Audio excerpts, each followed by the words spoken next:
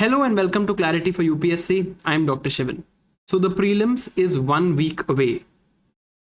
And in this video, I'm going to talk about what needs to be done in the exam hall so that we don't lose the battle in the first 5 minutes. देखो, before I talk about what we're supposed to do, let me tell you an experience that I've had. मैं HCS 2021 का prelims देने गया था. ठीक है, ये first ever government exam था जिसका प्रीलिम्स मैंने दिया था. इसका फॉर्मेट बिल्कुल यूपीएससी जैसा ही होता है और ये मेरा फर्स्ट अटेम्प्ट था 2021 में. उसी 2021 के अटेम्प्ट के टाइम पे उससे एक महीना पहले ये एचसीएस का पेपर हुआ था. This paper happened in September and prelims 2021 was in October. इस पेपर में मेरे पास कोई स्ट्रैटेजी नहीं थी, मैं बस ऐसे ही जा रहा था पेपर देने. ऑब्वियसली मैंने पढ़ाई करी थी, I am not saying that I did not study, I did study, but paper में कैसे हैंडल करना है खुद को, एग्जाम हॉल में कैसे डिलीवर करना है, उसकी कोई स्ट्रैटेजी नहीं थी. तो देखते हैं उस दिन क्या हुआ. ठीक है, मेरा ये स्कोर आया 65 out of 100. I miss the cut off by 1 mark. ठीक है, इसमें 100 क्वेश्चंस होते हैं, हर पॉजिटिव के लिए +1 मिलता है. एंड दी मतलब गॉड्स ग्रेस कह लो कि इस पेपर को फिर बाद में गवर्नमेंट ने कैंसिल कर दिया because of some allegations. And फिर ये पेपर दोबारा हुआ and then I cleared it. But first time में I had missed it by 1 mark. अब इस पेपर में I had made 7 silly mistakes. 7 मतलब यहाँ पर ये एक्चुअल स्कोर जो मेरा था ये कहीं ना कहीं 73 के आसपास, 72 73 के आसपास होना चाहिए था, जो मुझे लगा था मेरा आ सकता है. बट मैंने 7 सिली मिस्टेक्स करी. क्यों करी? मैंने पेपर देखा और क्वेश्चन 1 से स्टार्ट कर दिया. I started from question 1 and I panicked in the paper, right? Because it my set, I think I had set B at that time, my set started with art and culture.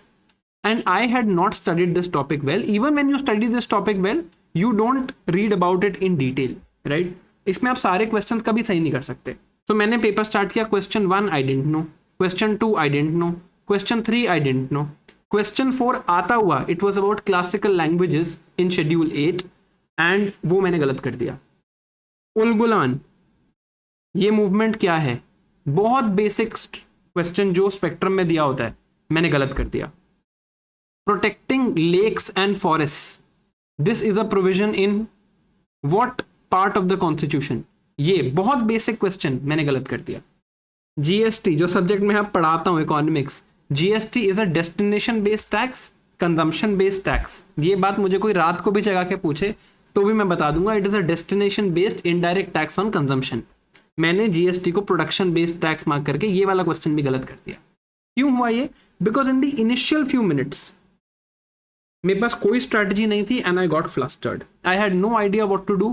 Paper उठाया, question 1 से solve करना शुरू कर दिया. कब OMR की bubbling करनी है, कब क्वेश्चन देखना है, कोई स्ट्रैटेजी नहीं, ऐसे कर दिया. उसके बाद भी because I had good knowledge I was able to score well, but I miss the cut off. अब 1 मार्क से मिस हो या 10 नंबर से मिस हो, कट ऑफ तो कट ऑफ मिस करना ही है, राइट? तो फिर मैंने बैठ के ये पेपर मैंने सिर्फ, I had no intentions of joining the HCS, but ये पेपर मैंने इसलिए दिया था ताकि आगे के लिए जब मैं एक्चुअल प्रीलिम्स देने जाऊं मेरी स्ट्रैटेजी बन जाए. So then I devise a strategy for myself for prelims. Then I tell you now the story of my 2 prelims attempts, prelims 2021 and prelims 2022. इन पहले मैं इन दोनों में आपका स्कोर बताता हूं आपको. In prelims 2021 score was 115, in prelims 2022 score was 110. First attempt में 115 और फिर 110, तो दोनों में ही बढ़िया स्कोर. कॉन्फिडेंस था पेपर देने के बाद ही कि मेरा पेपर क्लियर हो रहा है and I was ready for the mains preparation as well. So mains preparation में जो डिले आता है, रिजल्ट का वेट करना पड़ता है, वो नहीं करना पड़ा. ये फैक्टर बहुत इंपॉर्टेंट है हमारे लिए इस बार because there are only 89 days for the mains. डरा नहीं रहा हूँ, ये एक फैक्ट है. अब ये 89 डेज है अगर मेंस के लिए, तो इट्स इंपॉर्टेंट कि अभी से ही, प्रीलिम्स के बाद से ही अगर मुझे कॉन्फिडेंस होगा कि मेरा हो रहा है तो मैं निकाल लूंगा. Now what changes did I make, इनकी बात करते हैं. क्या चेंजेस मैंने किए कि मेरा पेपर अच्छे से हुआ? सबसे पहले I saw the paper and I smiled. Smile करने से क्या होता है? स्माइल करने से तो कुछ नहीं होता. It is a proven fact. It is a proven fact that if you smile, your anxiety levels go down. Paper में बहुत एंजाइटी होती है सबको, सबको बहुत एंजाइटी होती है. पेपर देखते ही आपको एकदम से होता है पता नहीं क्या पूछ लेंगे. अभी भी आपको ये फीलिंग होगी कि यार पता नहीं क्या पूछ लेंगे वो पेपर में. तो you smile when you look at the paper ताकि आपकी एंजाइटी कम हो. Most people lose the battle in the first 2 minutes. Why? Because they panic and they start solving without any strategy. तो पहले 2 मिनट में हम कोई क्वेश्चन सॉल्व नहीं करेंगे. In the first 2 minutes I decided that I will just flip the paper.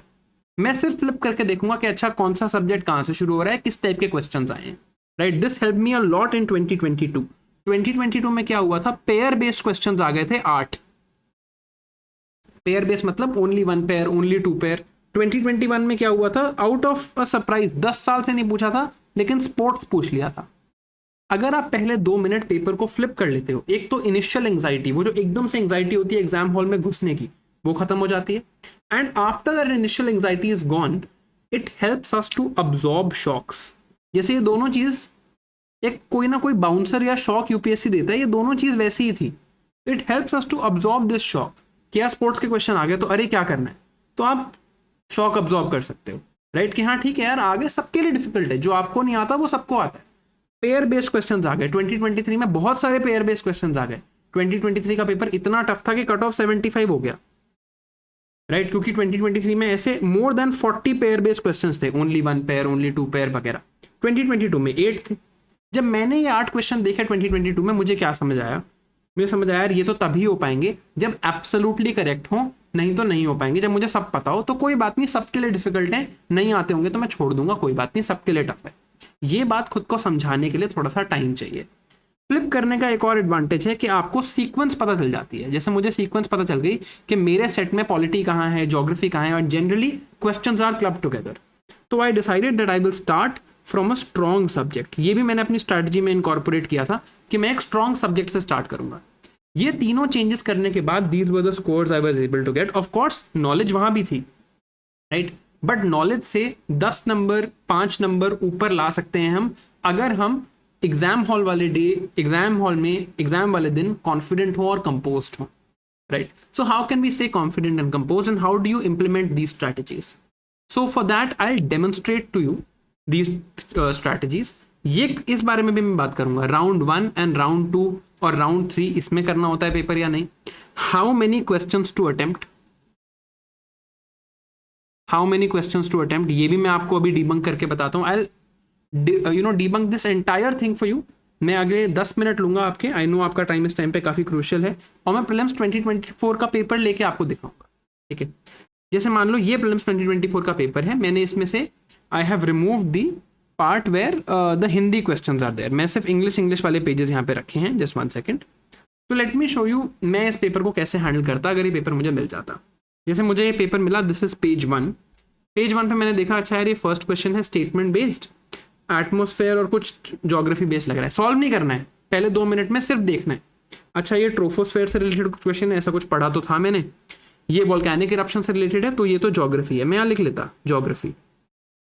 I would have just written geography here, ठीक है। मैं आगे चलता देखता, अच्छा नॉर्थ अटलांटिक ड्रिफ्ट वगैरह मैंने पढ़ रखा है, कोको प्रोड्यूसर्स, ये कुछ रिवर्स हैं पढ़ रखा है, ठीक है। ये माउंटेन्स के नाम है, ये भी मैंने कुछ थोड़ा बहुत पढ़ा हुआ है। ये कुछ एयरपोर्ट्स हैं, maybe I have not read, but हाँ वाटर वेपर मैंने पढ़ा हुआ है। डेली रेंज ऑफ टेम्परेचर पूछा है, ये समर सॉल्स्टिस के ऊपर क्वेश्चन है, बहुत बेसिक सा लग रहा है, ठीक है। ट्रॉपिकल पीटलैंड के ऊपर पूछा हुआ है, ठीक है। अब ये पर फ्लोरो अल्काइल सब्सटेंस आ गए, तो मुझे क्या समझ आया यार ये एनवायरनमेंट है, तो मैं यहाँ पे लिख लेता एनवायरनमेंट। मेरे सेट में यहाँ पर एनवायरनमेंट है, I would have just written the term environment and I would have gone कि अच्छा पैरासाइट स्पीशीज, ये vermin, wildlife protection act कुछ पढ़ा हुआ तो लग रहा है ऐसा, ठीक है। ये फ्रॉग हॉपर, पॉन्ड स्केटर, ऐसा लग रहा है कि मैंने पढ़ रखा है, ठीक है। कुछ वर्ल्ड टॉयलेट ऑर्गेनाइजेशन है, आई हैव नॉट रेड, बट कोई बात नहीं। लायंस के बारे में, ठीक है, मैंने पढ़ रखा है। ब्राज़ील की कोई स्पीशीज़ दी हुई हैं, ठीक है। 100 मिलियन फार्मर्स, पॉइजनस स्पीशीज़ के बारे में पूछा है, नेटिव स्पीशीज़ के बारे में पूछा है, ठीक है। I have read them. अब यहाँ पर मैंने देखा क्वेश्चन चेंज हो गया, radio isotope thermo electric generators, giant stars, 5th generation fighter aircraft, ये मुझे लग रहा है कि यार ये तो साइंस एंड टेक शुरू हो गया, तो मैं लिख लेता कि अच्छा यार ये साइंस एंड टेक है। ये मेरे पहले 2-3 मिनट का काम है, बस फ्लिप करना है मुझे पेपर को, ठीक है। आप देखो पेपर की एंग्जाइटी खत्म हो जाएगी। टोटल फर्टिलिटी रेट देखते ही मुझे पता है कि मुझे क्वेश्चन आता है, ठीक है। फ्यूल सेल इलेक्ट्रिक व्हीकल देखते ही मुझे पता है मुझे क्वेश्चन आता है, ठीक है। Membrane bioreactor, collateral borrowing and lending obligation. अब यहाँ पर क्या स्टार्ट हो गया, इकोनॉमी। मैं लिख लेता अच्छा यार इकोनॉमी स्टार्ट हो गया, ठीक है। पढ़ा हुआ है ना इकोनॉमी, ये कुछ गवर्नमेंट सिक्योरिटी से रिलेटेड है, इंश्योरेंस कंपनी से रिलेटेड है, सेक्टर्स ऑफ द इकोनॉमी से रिलेटेड है, तो मैंने पढ़ा हुआ है। एग्रीकल्चरल रेजिड्यूज वगैरह, ETF पढ़ा हुआ है, ठीक है। वर्किंग एंड फिक्स कैपिटल मैंने पढ़ा था इस बारे में, राइट। CSR के बारे में मैंने पढ़ा है। ये मेटावर्स लग रहा है, देखते ही समझ आ रहा है ये कुछ मेटावर्स जैसा होगा, इकोनॉमी में बीच में एक साइंस एंड टेक का क्वेश्चन है, कोई बात नहीं, ठीक है। आरबीआई के ऊपर क्वेश्चन है, ओके। अब ये देखो, यहां देखते ही लगा कि ये तो चेंज हो गया, ये ancient medieval art and culture शुरू हो रहा है, तो ये देख लिया, ठीक है यार। Ancient medieval art and culture के काफी क्वेश्चंस हैं। कुछ ट्रेडिंग टाउन्स के बारे में पूछा है, कुछ उपनिषद्स के बारे में पूछा है। I might not know all of these questions, मेरे को बस एक बार रीड करना है कि अच्छा ठीक है, गवर्नमेंट ऑफ इंडिया एक्ट 1935 दिख रहा है, तो मेरे को हो सकता है यहाँ पे मैं मॉडर्न हिस्ट्री भी लिख लूँ। मैंने गवर्नमेंट ऑफ इंडिया एक्ट 1935 तो पढ़ा है, तो मैं लिख लेता हूँ यहाँ पे मॉडर्न हिस्ट्री भी पूछा हुआ है पेपर में, ठीक है। एंड मार्क कर लेना पेपर में, कुछ नहीं होता पेपर में मार्क करने से, ठीक है। मैंने अपने हर प्रीलिम्स के पेपर में मार्क किया है, प्रॉपरली मार्क किया है, ठीक है। अच्छा, लो बर्थ रेट्स के बारे में पूछा है, मनी बिल आर्टिकल 368, ये तो पॉलिटी लग रहा है, तो मैं यहाँ पे लिखता पॉलिटी, ठीक है यार, पॉलिटी स्टार्ट हो गया, ठीक है। अब कुछ कॉन्स्टिट्यूशंस, ये थोड़ा बहुत post consolidation, post independence consolidation के बारे में भी आता है, ये डिफेंस के एक आधे क्वेश्चंस हैं, एक्सेट्रा एक्सेट्रा। ऐसे मैंने पेपर पूरा एक बार फ्लिप कर लिया। This is the first process, right. ये मैंने, जैसे यहाँ पे मैं लिख सकता हूँ कि ये IR है, कि ये सुमेध पाइपलाइन, साहिल रीजन के बारे में, इंपोर्ट एक्सपोर्ट के बारे में, रेड सी के बारे में, तो ठीक है। IR के बारे में फिर से पॉलिटी स्टार्ट हो रहा है, तो मैं फिर से पॉलिटी लिख लेता हूँ। अच्छा यार, फिर से पॉलिटी है, पार्लियामेंट स्पीकर के बारे में क्वेश्चन है, ठीक है। अब मेरा first round of flipping complete हो गया। वीडियो में भी मुझे ये काम करने में 3 मिनट लगे हैं, पेपर में और कम लगेंगे। अब ये करने के बाद what is the next step to take? The next step to take here is कि आपने सारा काम कर लिया, आपने सबसे पहले फ्लिप कर लिया पेपर को, right, you flipped the paper. अब the next step is start with the subject which you know the best, जो आपका फेवरेट सब्जेक्ट हो। मेरी इसमें अप्रोच क्या रहती थी, polity first, then economy, then science and technology, then environment, because these are the subjects that I knew the best. आपके लिए आप अपना order रख सकते हो। then I used to keep geography, then modern history, then ancient medieval art and culture, then other miscellaneous things. मैं इसी order में पेपर सॉल्व करता था। तो अब मैंने क्या देखा यार कि पॉलिटी से स्टार्ट करना है, तो ठीक है भाई, अपना पेपर फ्लिप करते जाते हैं। पॉलिटी कहाँ लिखा है मेरे पेपर में, वहां तक मुझे जाना है। यहाँ तो पॉलिटी नहीं है, यहाँ भी पॉलिटी नहीं है, ये तो इकोनॉमी है, राइट। तो I have to start with the part where I have written polity, right, ठीक है। मैंने पॉलिटी से लिखा है। अब यहाँ पर क्वेश्चन 66 से स्टार्ट हो रहा है, मैं सॉल्व नहीं कर रहा हूँ पेपर, बस दिखा रहा हूँ क्या करता मैं। अब बात करते हैं of 2 things, round 1 and round 2। तो मैं आप क्या करता, पहले मैं पॉलिटी के सारे क्वेश्चंस करता, चाहे किसी भी सीक्वेंस से स्टार्ट हो रहे हैं। 66 से स्टार्ट हो रहा है तो क्या हो गया, पहले पॉलिटी के क्वेश्चन करे जाएंगे, फिर उसके बाद इकोनॉमी के क्वेश्चन करे जाएंगे, फिर उसके बाद साइंस एंड टेक के क्वेश्चंस करे जाएंगे, फिर एनवायरनमेंट के क्वेश्चंस करे जाएंगे। होगा इसी ऑर्डर में, चाहे किसी भी ऑर्डर में पेपर में हो, ठीक है। अच्छा, अब मैंने राउंड 1 में स्टार्ट किया। I saw this question first. Let's say मुझे एक क्वेश्चन आता है, ठीक है, मेरे को एक क्वेश्चन आता है, मुझे लगता है इस क्वेश्चन का आंसर डी है, ठीक है। आई एम 100% कॉन्फिडेंट, ये राउंड 1 चल रहा है एंड आई एम 100% कॉन्फिडेंट कि इसका आंसर डी है। तो मैं क्या करूंगा, पेपर में यहाँ पर 66 के ऊपर टिक करूंगा, यहाँ पर डी के ऊपर टिक करूंगा और यहाँ जाऊंगा अपनी OMR शीट में। एग्जैक्ट प्रीलिम्स की OMR ऐसी होती है, देख के डरना मत। प्रीलिम्स की OMR में यहाँ पे 160 लिखा होगा मेरे पीछे, मैं खुद को एक बार हटा देता हूँ। एक्चुअली 160 क्वेश्चन की जगह होती है बबल करने की प्रीलिम्स के OMR में। We have to only bubble 100, ठीक है, बट जगह इतनी होती है। यहाँ पर विजिलेटर सिग्नेचर की जगह होती है, यहाँ बुकलेट कोड लिखना होता है, यहाँ सब्जेक्ट कोड, रोल नंबर, बिल्कुल एग्जैक्टली इसी टाइप की होती है अभी तक। तो अब इस साल को चेंज हो जाए तो ज़्यादा OMR शीट में क्या वेरिएशन हो जाएगा, बट मोस्टली ऐसे होती है, ठीक है। अब मुझे लगता है कि 66 का आंसर डी है, राइट है रॉन्ग है वो छोड़ो, मुझे लगता है इसका आंसर डी है, तो मैं 66 पे जाके सीधा डी बबल कर दूंगा, अभी ही कर दूंगा साथ के साथ। बाद के लिए बबलिंग मत छोड़ना। क्या होता है, बाद के लिए अगर आपने लास्ट 10 मिनट्स के लिए बबलिंग छोड़ दी तो कई बार क्या होगा, 61 का बी करना था, 62 का सी करना था, 62 में बी हो गया, 63 में सी हो गया। अगर ऐसा हो गया तो हो सकता है 5-6 क्वेश्चन गलत हो जाए before you find out something is going wrong. Pressure situation में कुछ नहीं करेंगे खुद, प्रेशर में गलत हो तो एक आधी बबलिंग गलत हो, पूरी सीक्वेंस में गलत ना हो। मेरे को लगता है 66 का डी है, मैं 66 को डी को अभी बबल कर रहा हूँ, खत्म, डिसीजन ले लिया। I will now not need to come back to this question, I will not need to second guess this question. ये मैं आपको बात बता देता हूँ, अगर यहाँ पर मुझे कभी एक क्वेश्चन है और पहली बार में मुझे लगा इसका आंसर डी है, और फिर जब मैंने इसको दोबारा देखा, बहुत सोचा, तो मुझे लगा आंसर बी है, और मैंने इसे स्विच कर लिया, तो मोस्ट लाइकली हमारी फर्स्ट इंस्टिंक्ट ही करेक्ट होती है, और ये चीज़ आपके साथ भी हुई होगी। तो अगर मुझे लगा इसका आंसर डी है, मैंने सीधा डी को बबल कर लिया, मैं मूव ऑन किया नेक्स्ट क्वेश्चन पे, ठीक है। अब यहाँ पे क्या लिखा है, which one of the above countries are frequently mentioned in the media for their low birth rates, ठीक है। मुझे पता है जापान तो है, मुझे पता है एक अफ्रीकन कंट्री नाइजीरिया तो बहुत अनलाइकली है इसमें, मुझे पता है साउथ कोरिया तो है, ठीक है। फिर भी मुझे इटली को लेके कन्फ्यूजन है, मुझे साउथ अफ्रीका को लेके कन्फ्यूजन थी। मुझे लगता है कि इसका या तो 1, 2 एंड 4 होगा, या तो ए होगा, या इसका सी होगा। यही दो ऑप्शन मेरे हिसाब से बन रहे हैं, क्योंकि जापान और साउथ कोरिया को लेकर तो मैं श्योर हूँ। तो अब मैं क्या करूंगा, यहाँ लिख लूंगा, पेपर में ही लिखूंगा, अपने ही पेपर में लिखूंगा 50-50 ए और सी, ठीक है। ताकि जब मैं इसको सॉल्व अभी नहीं करूंगा, मैं इसको सेकंड राउंड में सॉल्व करूंगा, बट सेकंड राउंड में भी मैं सॉल्व करूंगा तो ये चीज वहां लिखी होनी चाहिए 50-50 ए और सी, और मैं इस क्वेश्चन के ऊपर एक ऐसे गोला मार के स्टार लगा दूंगा, ठीक है। फिर अगले क्वेश्चन पे आऊंगा। अब ये क्वेश्चन मान लो मुझे आता है कि article 109 mention special procedure, yes it does. Money bill should not be introduced in council of states, okay. Rajya Sabha can either approve a bill but can not reject it, okay. Amendments money bill suggested by Rajya Sabha have to be accepted by the Lok Sabha, ये statement मेरे हिसाब से गलत है, ठीक है। तो मैं फोर्थ ऑप्शन को एलिमिनेट करूंगा। मेरे हिसाब से इसका आंसर लेट्स से 1, 2 एंड 3 है। सही है गलत है छोड़ो, we not going on to solving it, हो सकता है मैंने कुछ जल्दी में गलत कर दिया हो, बट मेरे हिसाब से इसका आंसर सही है, ठीक है। सी है मेरे हिसाब से इसका आंसर। तो अब मैं क्या करूंगा, सीधा इस पे ऊपर ऐसे टिक लगाऊंगा और अपनी OMR शीट पे जाऊंगा और 68 पे ध्यान से सी बबल कर दूंगा, ठीक है। और मैं इसी ऑर्डर में सॉल्व करूंगा। अब 69 है। अब मान लो ये क्वेश्चन है, मेरे को कोई आइडिया नहीं है, मैंने सुना ही नहीं है इस बारे में, मेरे को कुछ नहीं आता, ठीक है। तो मैं इसके ऊपर लगा दूंगा ऐसे बड़ा क्रॉस, ठीक है। फर्स्ट राउंड में ही मैं इसके ऊपर क्रॉस लगा दूंगा। आगे चला 70 में मेरे हिसाब से आंसर लेट से डी है, ठीक है। तो मैं इस पर क्या करूंगा, टिक लगा दूंगा और सीधा जाऊंगा 70 में डी बबल कर दूंगा, ठीक है। फिर 71 पे आया, 71 के में मान लो मेरे को श्योर है 1 तो नहीं है, BCD में कंफ्यूजन हो सकता है, तो मैं इसको अगेन मैं सर्कल करूंगा, ऐसे स्टार लगाऊंगा, लिखूंगा BCD। 72 पे आऊंगा, लेट से मुझे लगता है कि इसका आंसर 2, 3 एंड 4 है, डी है, ठीक है। तो 72 पे सीधा टिक लगाऊंगा और 72 को जाके डी कर दूंगा, अब बी कर दूंगा। अब ऐसे काम में क्यों कर रहा हूं, देखो ये मैंने फर्स्ट राउंड में, पहली बात तो फर्स्ट राउंड में you have to take the decisions on all questions, decisions लो।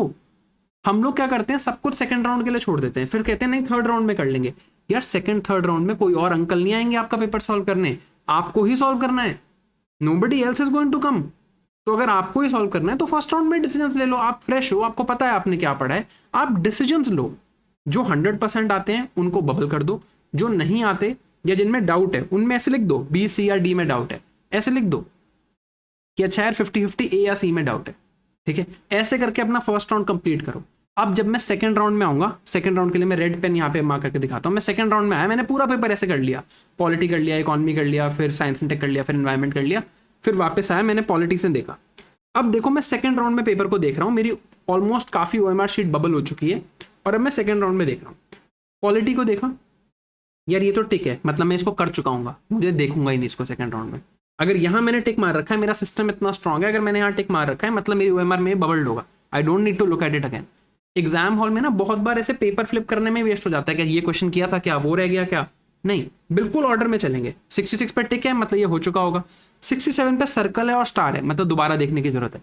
तो अब मैं डिसीजन लूंगा कि यार इस पे ए करना है या सी करना है। लेट से मैंने डिसीजन लिया ए, तो मैं यहाँ पर भी ऐसे एक टिक मार दूंगा, सर्कल के ऊपर ही एक टिक मार दूंगा, और जाकर यहाँ पर मैंने देखा कौन सा क्वेश्चन है 67, ठीक है यार 67 में मैंने ए का डिसीजन दिया था, ए को बबल कर दूंगा। आगे चलूंगा, 68 ऑलरेडी टिक है मतलब मैं बबल कर चुका हूं, मतलब मुझे देखने की जरूरत ही नहीं है। 69 पे क्रॉस है, ऑलरेडी क्रॉस है मतलब मुझे फर्स्ट राउंड में नहीं पता था इस बारे में कुछ, तो सेकंड राउंड में मुझे इसके बारे में एकदम से नॉलेज तो आनी जाएगी, तो क्रॉस करके हटा दूंगा। मेरे को नहीं आता तो मेरे को अटेम्प्ट नहीं करना, ठीक है।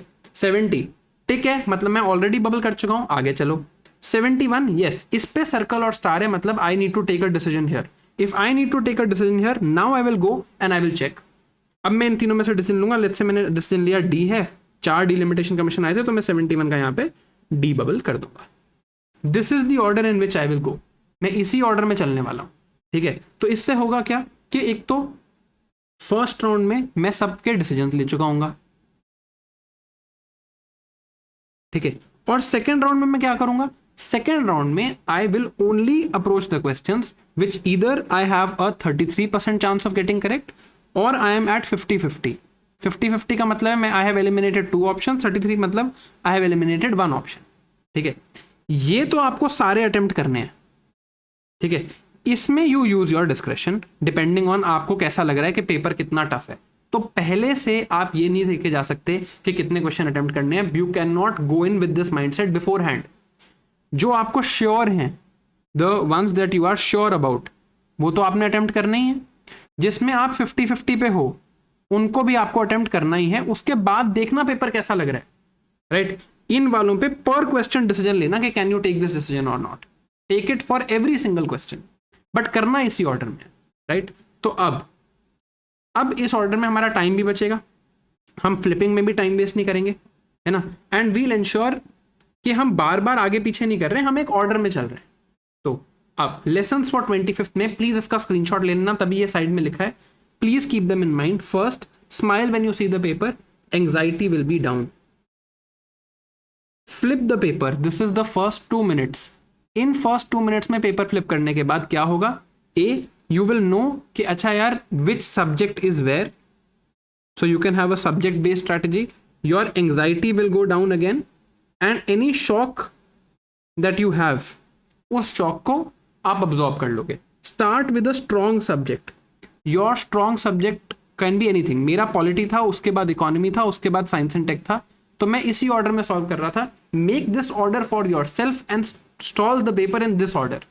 अब 2 राउंड ओनली, 3 राउंड्स नहीं करेंगे। जो भी 3 राउंड करते हैं एंड में उनकी काफी डिसीजन गलतियां हो जाती हैं। 2 राउंड ओनली। राउंड 1 में take decisions. Let's say you have taken decisions on polity, आपने डिसीजंस ले लिए। 50-50 वालों को सर्कल कर दिया, 1/3 वालों को सर्कल कर दिया, जो सही थे उनको मार्क करके bubble them right now. Don't leave this for later, bubble right now, अभी के अभी इनको बबल करो।